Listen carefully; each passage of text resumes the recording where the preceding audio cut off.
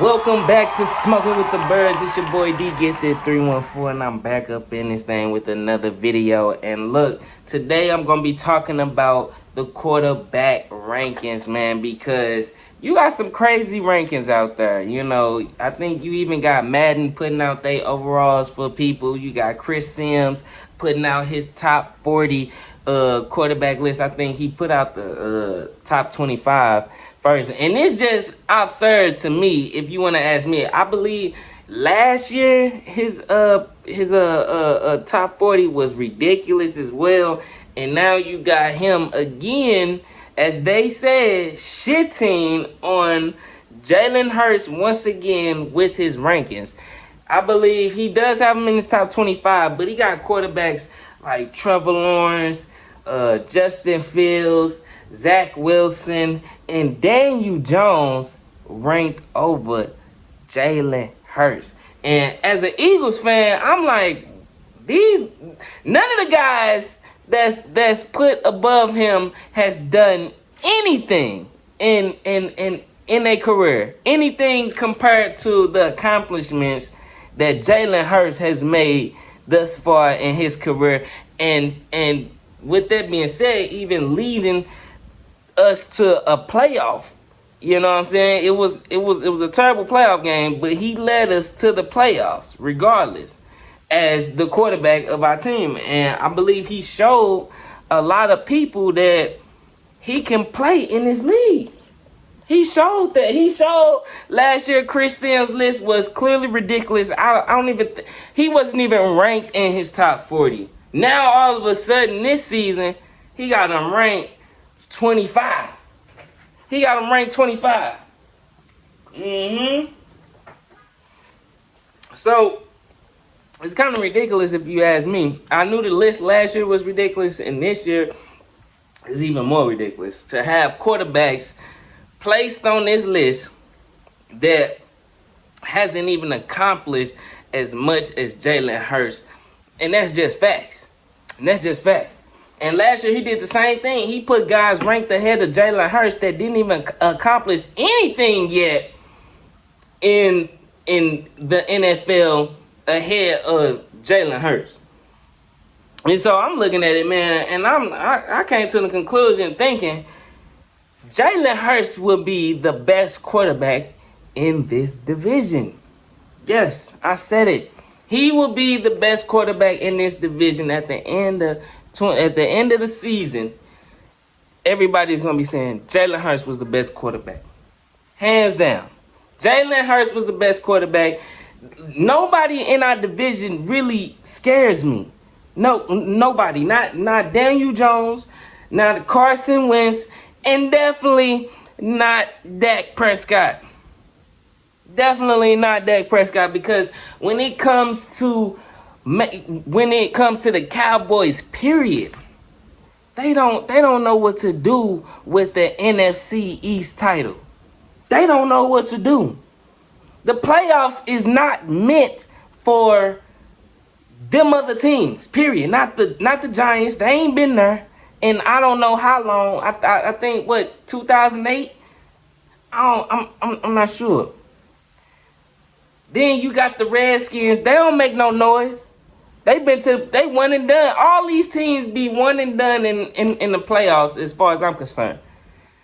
And you know what the Cowboys do. They ain't been to the NFC Championship game in 26 years, 25, 26 years.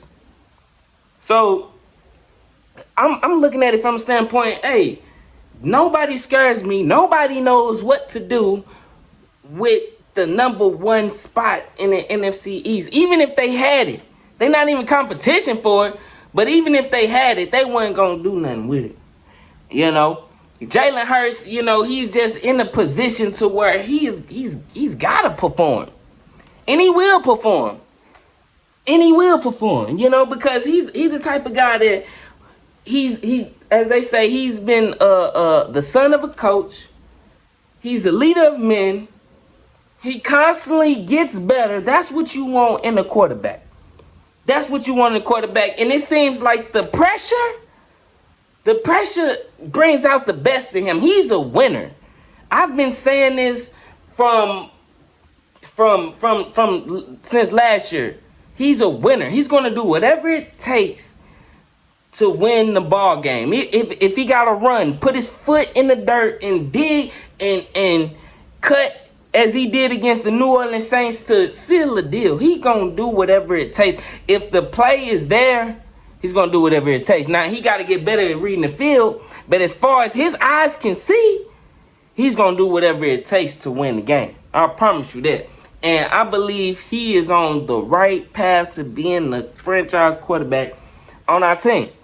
And honestly, like I said, he's poised to be the best quarterback in this division because he's constantly getting better. He's constantly getting better. That as fans, we like to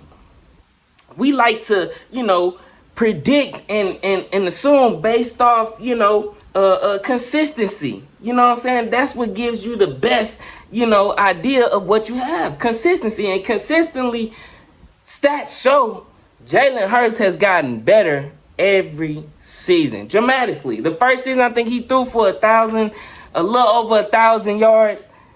This season, he threw for over 3,000 yards.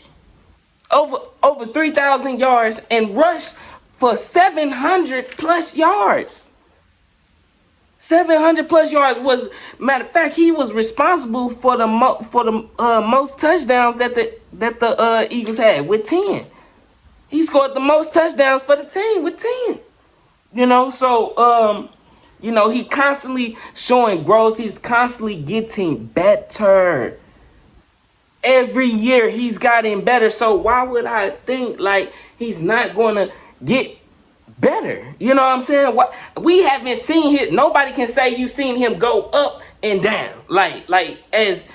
He's boom every year making the necessary steps to be great, and that's what he's been doing all off season, linking up with people, getting better. So if he first year 1,000 yards, second year over 3,000 yards, more touchdowns, more rushing, now it's gonna be even better than that, especially when you consider the fact that he has second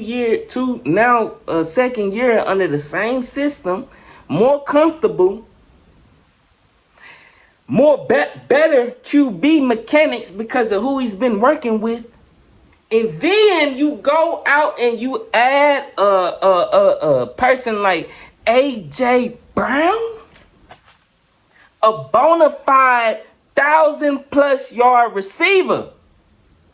Where honestly, I didn't watch interviews with people from the Tennessee organization admitting they was upset. They didn't want to let him go. There's nothing wrong with A.J. Brown. He's not a problem off the field, nor is he a problem in the locker room. He's a great guy. On top of that, his play. They didn't want to let this man go. They didn't want to let him go. A bona fide 1,000 yard receiver. His first 2 years, he only been in the league. He only played 3 seasons. His first 2 years, he had over 1,000 yards receiving. In the first year, he had 1,000. Then the second year, he gained even more yards after that. And then the third season, he had a little decline because a little injury. But he back. He back in full effect. So you give Jalen Hurts a guy like A.J. Brown, bona fide 1,000+ yard receiver, who is also his best friend. The chemistry is off the roof. You put in a 1,000+ yard receiver to a guy who's getting better and constantly getting more comfortable with the scheme. So now it's less that A.J. Brown is less of a learning curve for A.J. Brown because now he got a guy who is his best friend. And they finna connect. Jalen Hurts gonna tell him what he like on such and such plays or what he should be doing. He's even more help to the situation. So, you adding A.J. Brown just instantly makes the whole offense better. Period.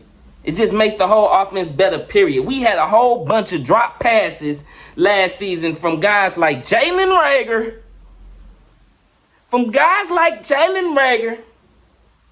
We had drop passes from him, and just the timing of some of the throws from Jalen Hurts off cue. You know what I mean? But that second year in the system, that timing should be there. All that preparation that he been doing and training, I expect that timing and awareness and smarts to be there. I'm expecting him to be able to look off that safety, because a lot of times he didn't do that last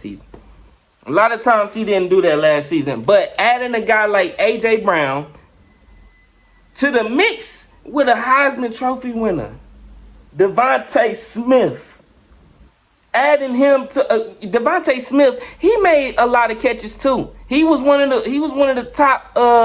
top people responsible for the most touchdowns for our team. I think Jalen Hurts had 10. Devontae Smith had 5. I think Boston Scott was second leading with the amount of touchdowns that they had for us. Boston Scott, and that's why he's back on the team. Boston Scott is that guy. I just had to throw that out there. But adding A.J. Brown to the mix with a Devontae Smith, and they able to build and grow together. Oh my God, man. First of all, you can't play man with Devontae Smith, man. He's a master route runner, bro. He's like a Devontae Adams, but he's still learning. He's still got to get there. Still got to get that 1,000 yards. Still got to get that. Then you add A.J. Brown, possibly another 1,000 yards. So I'm looking at it from a standpoint like, wow, no, less drop passes, more yards receiving, the better chemistry.